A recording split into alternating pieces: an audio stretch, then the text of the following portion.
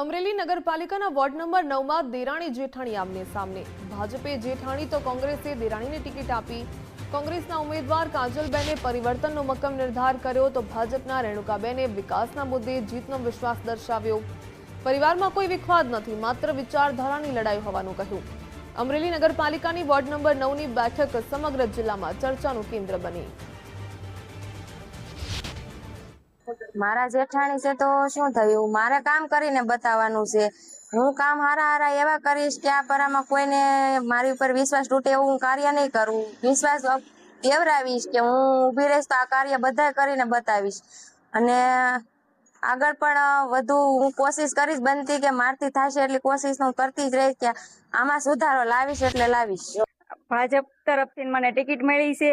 હું વિકાસના કામ કરું છું અને મને એવી આશા છે કે મારે દેરાણીને કોંગ્રેસ તરફથી ટિકિટ મળી છે અને મને ભાજપ તરફથી મળી છે।